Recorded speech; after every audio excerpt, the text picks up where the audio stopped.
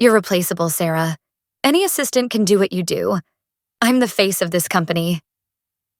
Julian didn't even look up from his phone as he said it. He was leaning back in our custom-made leather dining chair, scrolling through a viral social media feed that featured him in a dozen grainy, high-definition shots. The photos showed him draped over a glamorous PR consultant at a rooftop bar in Manhattan, their laughter captured in the cold glow of paparazzi flashes. I stood at the other end of the mahogany table, my phone trembling in my hand as the notifications chimed like a funeral bell. For 15 years, I had been the silent architect of his success, coding our proprietary systems from the kitchen table while our 2 sons slept. I had traded my career and my identity to build a foundation he could stand on. Now, he was looking at my paint-stained sweatshirt and tired eyes as if I were a piece of legacy hardware that had finally slowed down his shiny new life. He took a sip of vintage scotch and told me his lawyers were already drafting the papers. He wasn't just ending a marriage, he was dismissing a decade of invisible infrastructure with a semblance of clinical boredom. I didn't scream. I didn't even cry. I just watched the amber liquid swirl in his glass, realizing that the man I had helped build from a garage dreamer into a tech titan was gone, replaced by this hollow, arrogant stranger. When I reminded him that I still managed the core encryption, the back-end servers, and every legal compliance filing between school runs, he let out a short, jagged laugh that felt like a slap. He told me that the company had outgrown its basement logic and that my work from 15 years ago was obsolete.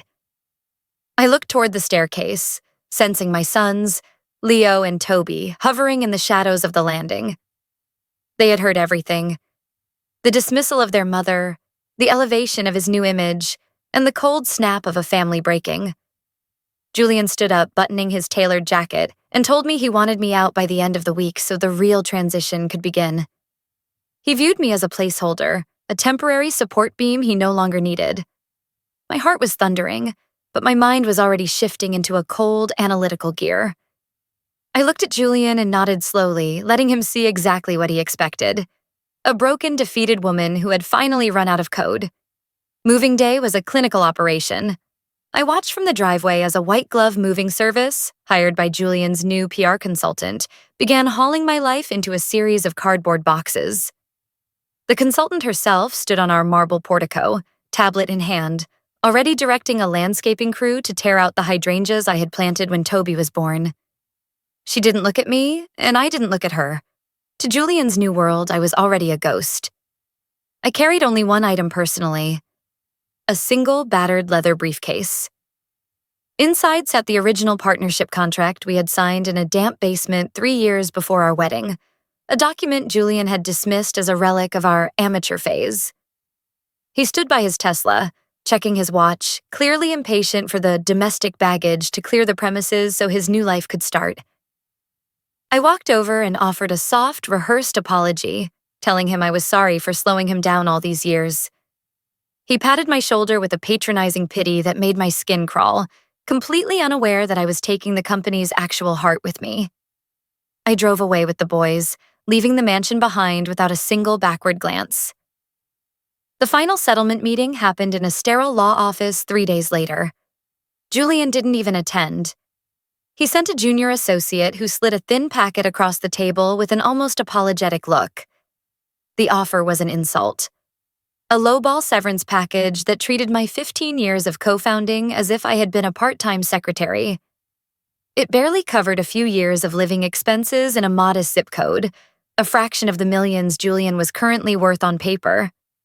My lawyer leaned in, whispering that we could litigate for years, that I could drag Julian through the mud for every penny I deserved.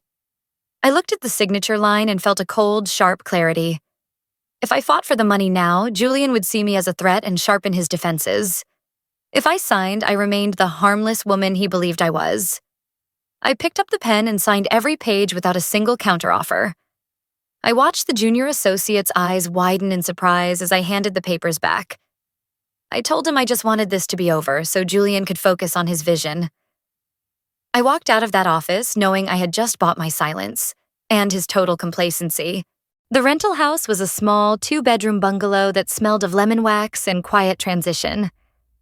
As I unpacked the boys' rooms, I kept my movement steady, framing the move as a temporary adventure to keep the fear out of Toby's eyes. Once they were asleep, I sat at the small laminate kitchen table and opened my laptop. The blue light felt like home. I didn't touch the company's servers. I didn't have to. I simply stopped the manual, late-night ghost patches I had been running for a decade to keep the legacy architecture from collapsing under Julian's bloated new updates.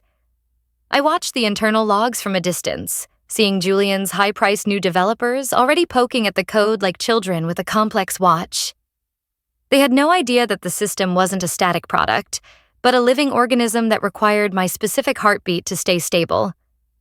Julian had replaced the wife, but he had unknowingly fired the only person who knew how to keep his empire from eating itself. I closed the lid and sat in the dark, listening to the silence of a house that finally belonged to me. I wasn't just hiding. I was waiting for the first crack to appear. The first hairline fracture appeared exactly 12 days after I left. From my kitchen table, I watched the company's internal server logs begin to spike into the red. Julian had authorized a massive marketing push for the new Modern Edge interface, but his new engineering team had failed to realize the front end was tethered to a legacy kernel I had written years ago. Without my manual optimization scripts running in the background, the server load began to climb like a fever. I saw a frantic series of administrative login attempts from the office. Young, talented developers trying to force a bypass through a gate that only recognized my specific encryption signature. At the mansion, Julian was likely celebrating with champagne, unaware that the foundation of his digital empire was beginning to groan under the weight of his own ego. I sipped a cup of lukewarm tea and watched the data packets drop one by one. I didn't lift a finger to help. For 15 years, I had been the invisible shield against this exact scenario, and now I was simply a spectator. The system was reaching for a hand that wasn't there anymore, and the silence from my end was absolute. The tech gala was Julian's coronation, a black tie event designed to showcase his solo genius. I watched the live stream from our small sofa, my arms wrapped around the boys as they stared at their father on the screen. He looked flawless in his tuxedo, standing on a stage bathed in blue light, pitching the future of connectivity to a room full of hungry investors. But as he clicked the remote to demonstrate the new live update, the screen behind him froze. A jagged error message replaced his polished slides, a direct result of the server timeouts I had predicted. The audience went quiet, a heavy, uncomfortable silence that Julian tried to fill with a nervous joke about early-stage growing pains. He looked smaller under the spotlights, his charisma suddenly insufficient against a technical failure he couldn't explain. I turned off the tablet before the Q&A began, knowing the tech blogs would be ruthless by morning. Toby looked at me, his eyes wide and curious, and asked why Dad couldn't fix it. I just brushed a lock of hair from his forehead and told him that some things are built to be beautiful, but others are built to work. Julian had the beauty. He had just lost the works. The fallout from the gala was a digital wildfire. By the next afternoon, the server logs showed a desperate high-frequency loop of God key requests.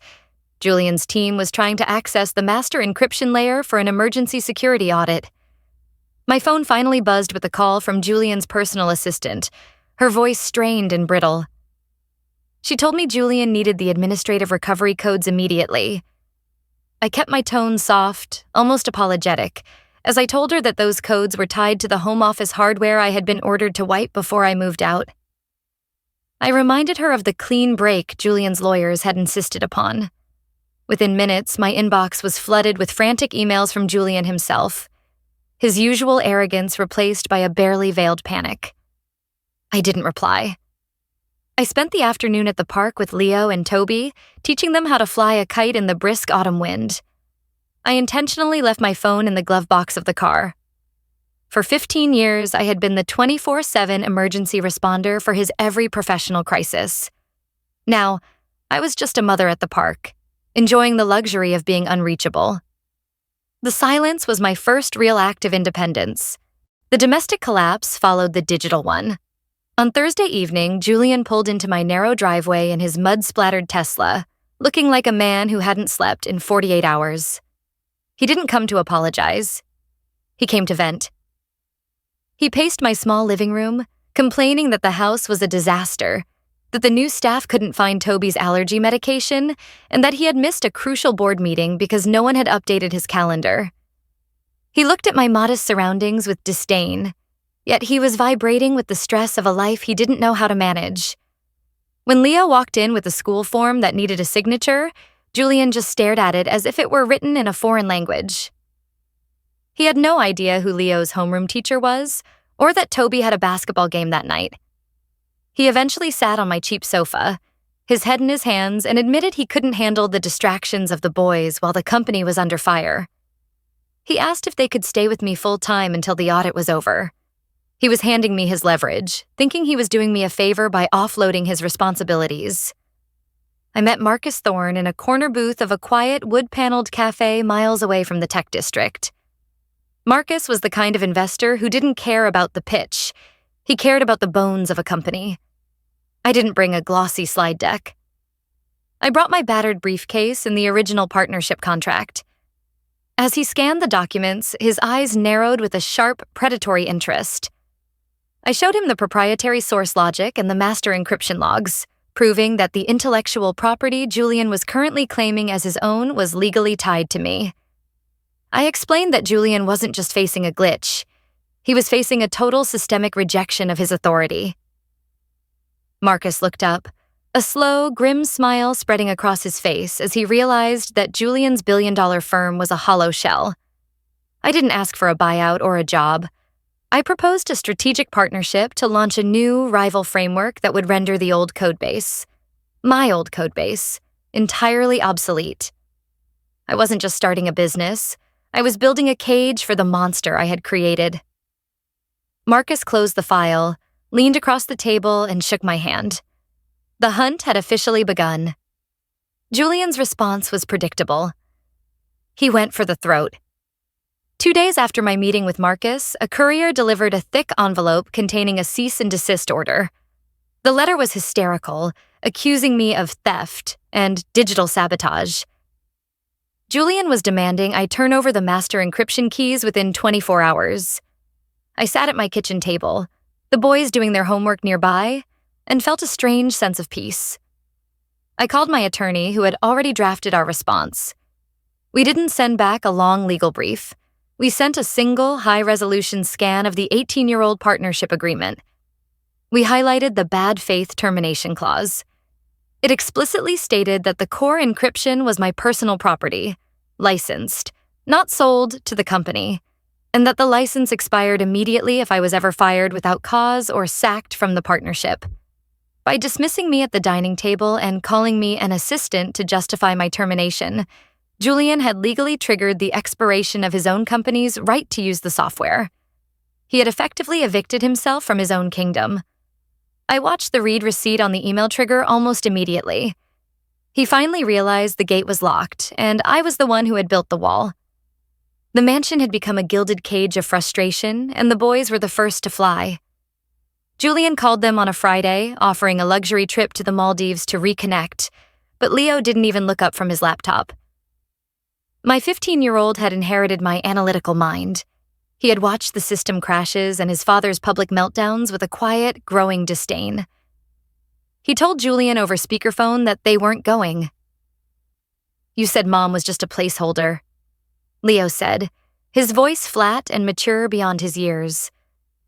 "But her place is the only one that feels real. Your house is just a set." Toby nodded in silent agreement, leaning against my small kitchen counter. Julian exploded on the other end, his voice cracking with the indignity of being rejected by his own legacy. He blamed me for poisoning them, unable to grasp that his own narcissism was the only toxin in the room.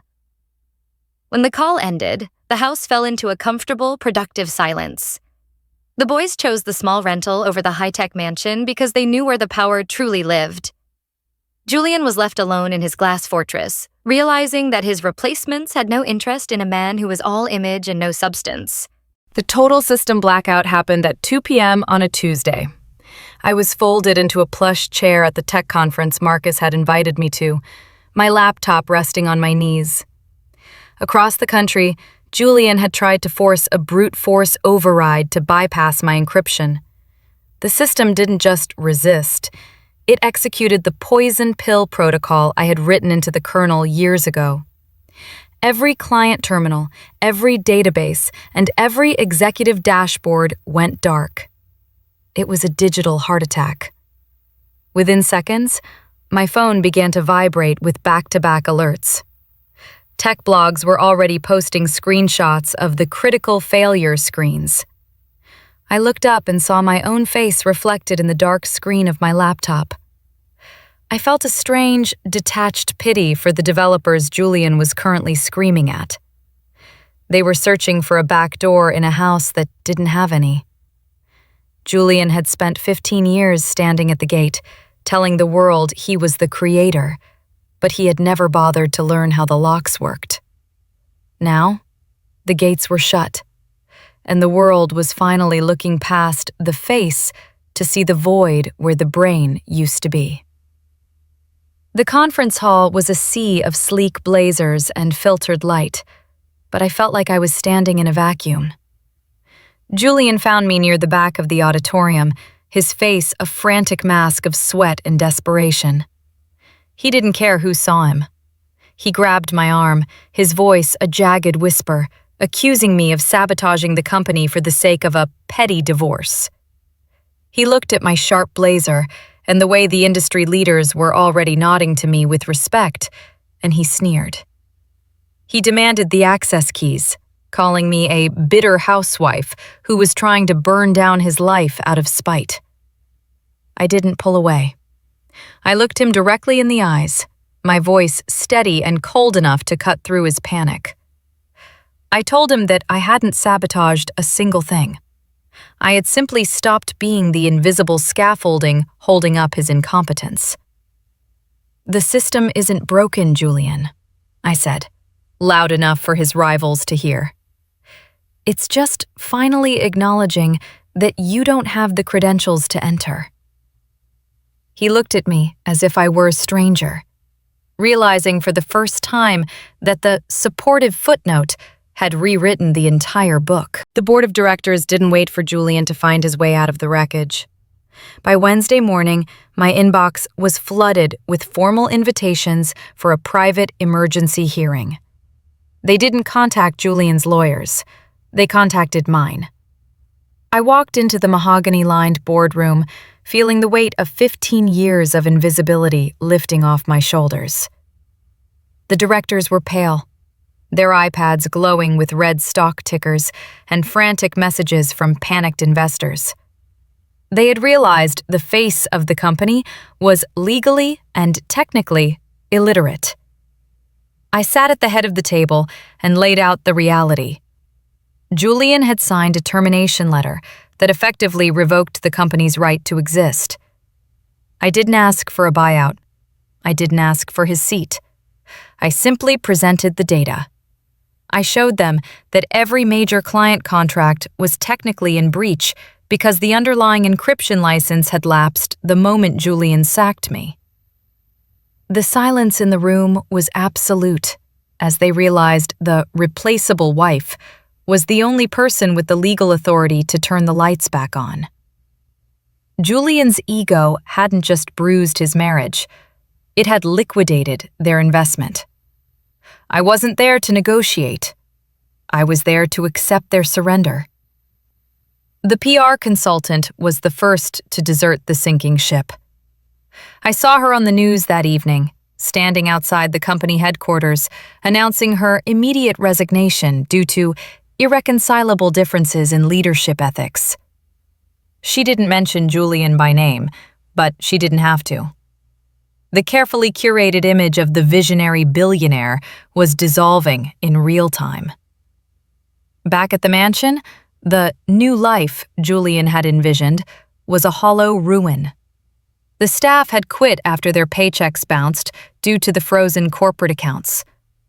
I heard through a mutual acquaintance that the high society girlfriend he'd been seen with at the gala hadn't returned his calls since the blackout.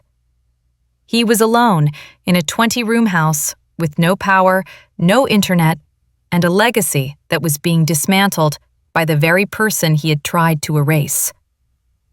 I sat on my porch, watching the sunset, feeling a strange lack of malice. I didn't hate him anymore. You can't hate a shadow once you've turned on the light. He had spent years convinced that I was a secondary character in his story, never realizing that he was merely a spokesperson for mine. The formal offer arrived via courier at 10 a.m. It wasn't a request to return as a consultant or support. The board was offering me the chairmanship and the role of CEO.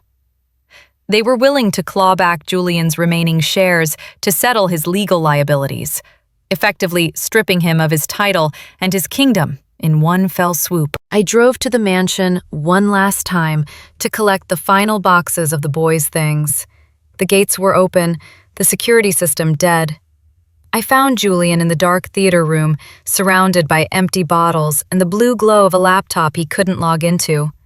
He looked up, his eyes bloodshot, and tried to muster one last sneer.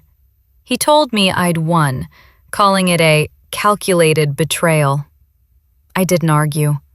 I just set the CEO contract on the glass table in front of him. "I didn't betray you, Julian," I said softly. "I just stopped pretending you were the one doing the work. You sacked your own foundation, and then you acted surprised when the roof fell in." He looked at my signature on the document, the same steady hand that had written the code, signed the marriage license, and eventually signed his professional death warrant. I walked out and didn't close the door behind me. I had a company to rebuild, and for the first time in 18 years, my name was going to be the only one on the door. As I stood on the balcony of my own firm's headquarters, watching the city lights flicker to life, I thought back to that final dinner in the mansion. I remembered the way Julian had looked at me, the dismissive tilt of his head, the cold certainty in his voice when he told me I was nothing more than a placeholder. He had truly believed that the wife and the architect were two different people, and that both were easily swapped for newer models. I could have fought him that night. I could have screamed about the code, the contracts, and the sacrifices.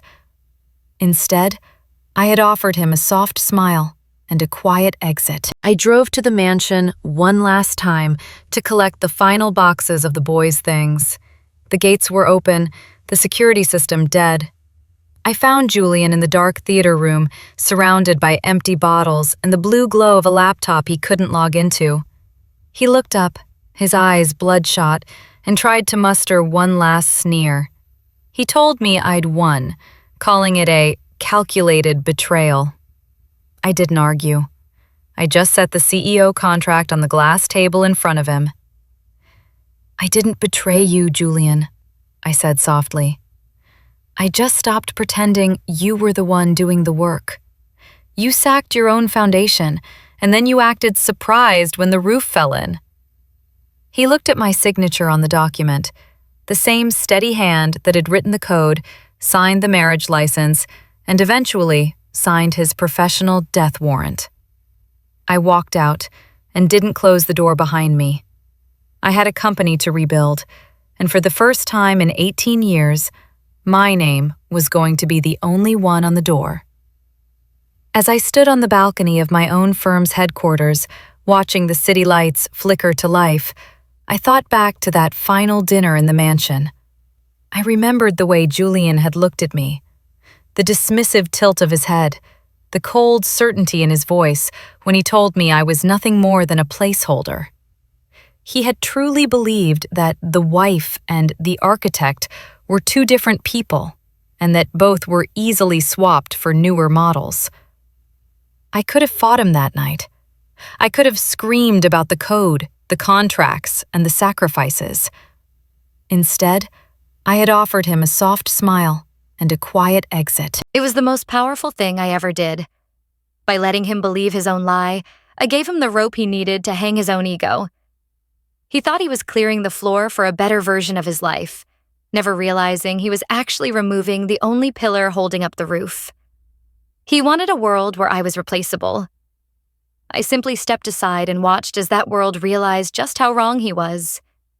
Julian was left with a name no one trusted and a crown that had lost its shine, while I finally stood in the light I had spent a lifetime building. He said I was replaceable. I allowed him to believe it, right up until the moment his empire proved him wrong.